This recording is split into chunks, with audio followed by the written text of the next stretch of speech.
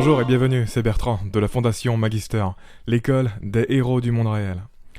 Dans les 2 derniers épisodes, je vous disais que nos cerveaux recherchent l'ordre et la cohérence, et que la réalité partagée, telle qu'on l'imagine objectivement, c'est une sorte de tissu imaginaire que tous nos esprits ont fabriqué et maintiennent par réflexion de leur recherche de cohérence individuelle les uns sur les autres, comme une espèce de réseau virtuel ou encore de rêve hypnotique partagé. Et je pense que le pessimisme ambiant qui fait rage actuellement est une conséquence malicieuse de ce maintien de la cohérence par l'activité conjointe de nos cerveaux, qui nous attache à un tissu de croyances et de systèmes limitants nous empêchant d'évoluer. Pour moi, les difficultés globales qu'on a actuellement, le malaise général que l'on peut ressentir, c'est un appel à briser la capsule de réalité que l'on maintient, à entrer dans une phase de catabolisme, une phase de déstructuration. Parce qu'on est devenu incohérent avec cette réalité, et que donc peu importe comment on essaie de rendre cette réalité cohérente, on aura toujours ce sentiment inconfortable d'incohérence, tout simplement parce que nous, notre cœur, est incohérent avec, et qu'il n'y a plus aucun réarrangement superficiel qui puisse corriger ça. Et c'est un schéma intemporel, ça arrive dans nos vies individuelles, ça arrive dans la vie des cultures, ça n'a rien de nouveau, c'est un phénomène cyclique.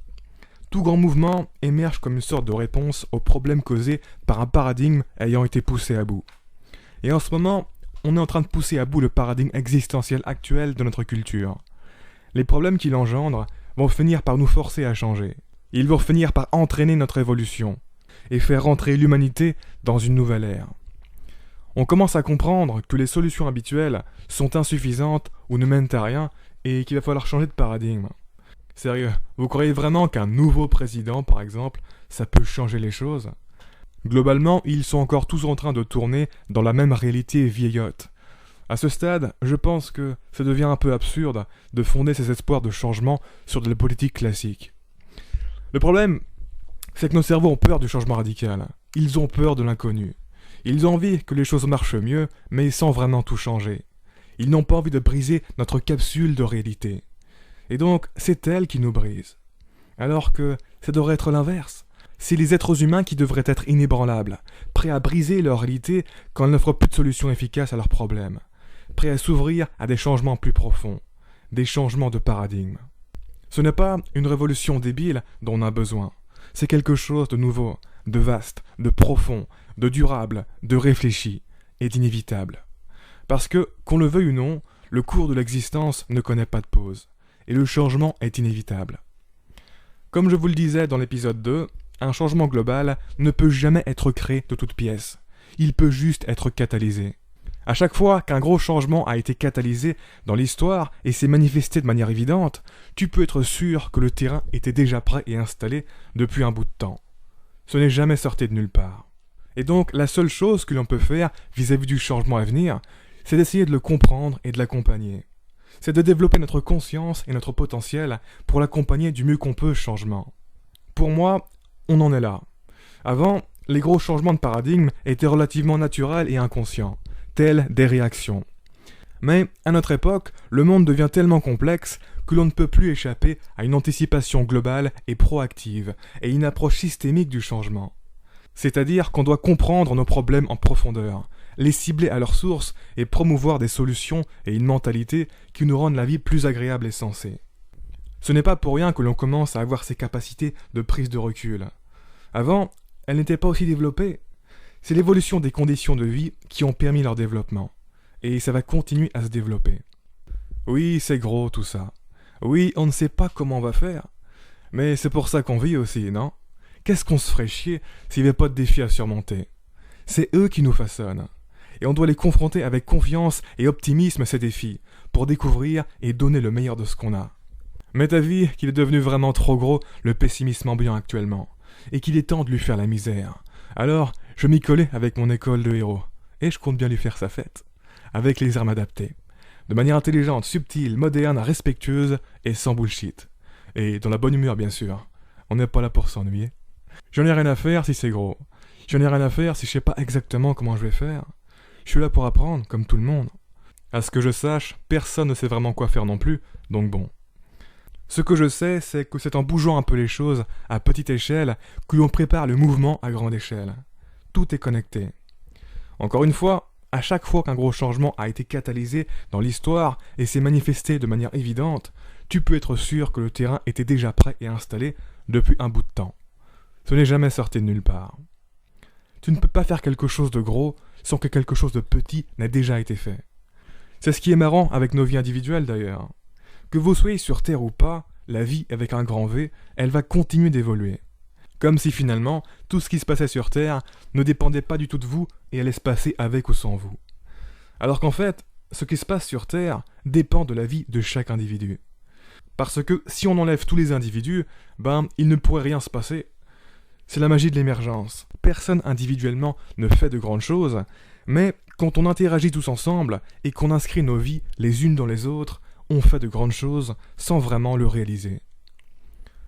Bref, ce que je sais aussi, c'est que pour changer une réalité qui est façonnée par le reflet général des esprits qui la composent, il faut les secouer ces esprits, faire entrer de l'incohérence dans leur sens du réel, assez pour le faire trembler, pour créer du catabolisme et ainsi permettre l'établissement d'une nouvelle cohérence pour eux.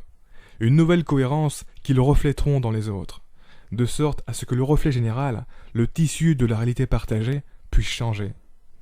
Et c'est bien ce que je compte faire ici. Vous amener dans une cohérence différente.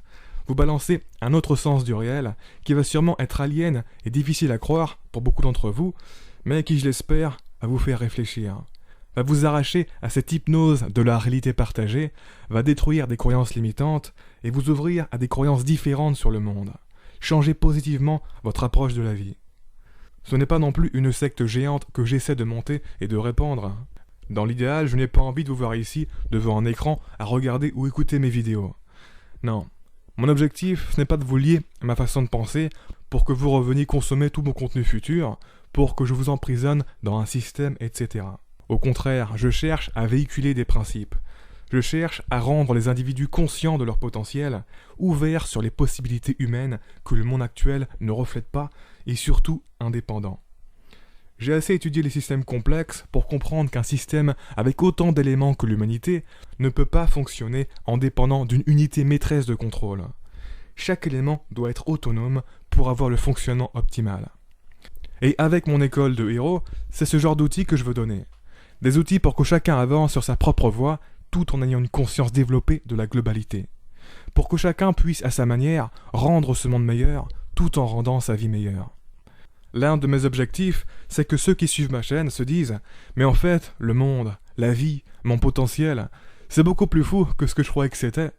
Comment ça se fait que je n'étais pas au courant de tout ça alors que je suis au courant de tous ces trucs inutiles ?» Et qu'ils aillent dans le monde avec cette petite illumination qui leur manquait.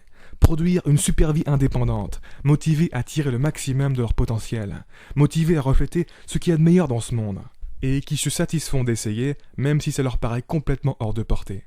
Parce qu'ils savent qu'il n'y a rien de mieux à faire que d'essayer de tout donner. Parce qu'ils savent que la vie est avant tout une expérience, et que la finalité de cette expérience n'est pas si importante que ça, si tant est qu'elle nous aura fait vivre des émotions hors du commun.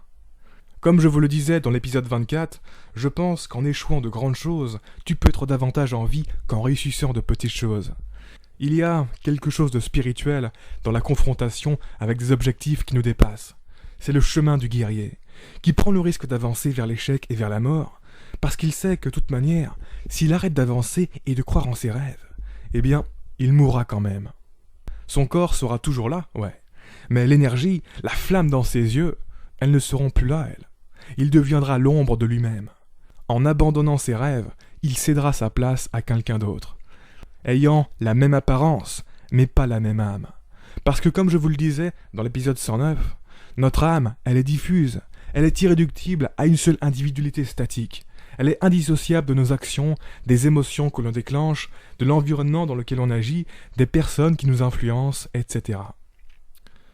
Je pense vraiment que si chaque être humain savait utiliser son potentiel, non seulement tout le monde serait beaucoup plus heureux, mais en plus, notre monde serait magnifique.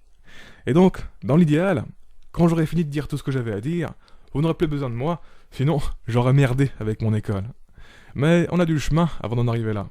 Beaucoup de chemin. Et ça ne veut pas dire que j'ai envie qu'on se tienne tous par la main et qu'on soit unis à jamais. Non, pas du tout. J'accorde beaucoup d'importance à l'individualité et au petit cercle d'individus. Mais le fait est qu'on vit tous dans le même monde, et que l'existence de chacun a un impact plus ou moins direct sur les autres. Et par conséquent, même en tant qu'individu, je pense qu'on a tout à gagner à être une humanité plus fonctionnelle, composée d'individus partageant certains standards, certaines valeurs communes. Sérieusement, vous pouvez vivre dans votre bulle, je vis dans ma bulle. Mais au-delà de notre perception, tout est connecté et on n'a aucun intérêt à vivre dans un monde mal foutu, où les gens sont perdus, ne sont pas à leur place et ne savent pas utiliser leur potentiel. Et un monde dans lequel on ne prend pas le temps de s'occuper de ces problèmes-là. Et sur ce, je vous invite à vous abonner si ce n'est pas encore fait. J'ai encore plein de choses à vous partager. En attendant, si ce que je vous raconte résonne avec vos valeurs, alors affirmez-les et partagez cette vidéo. Comme je vous l'expliquais dans l'épisode 9, on est tous porteurs du virus du pessimisme. Il est dans notre code génétique, c'est comme ça. Et il est incroyablement contagieux, certes, mais la bonne nouvelle, c'est que l'optimisme l'est aussi dans notre code génétique. Et on peut le rendre viral. Il suffit juste de le refléter autant qu'on peut, sans raison, pour refaçonner la réalité. Et débloquer notre énergie interne. Si c'est pas génial de simplicité, ça. Et puis, vous savez, on fait attention de mettre nos mains devant notre bouche pour éviter de transférer nos microbes. Quand est-ce qu'on va faire attention de ne pas sortir gratuitement de la merde négative de nos bouches sur les autres, hein? C'est aussi important, voire plus. Allez, merci de m'avoir écouté jusqu'au bout. Partagez cette vidéo et laissez un pouce bleu si vous l'avez appréciée. Ça m'aide pour le référencement. Et je vous dis à très bientôt pour la prochaine vidéo. Ciao.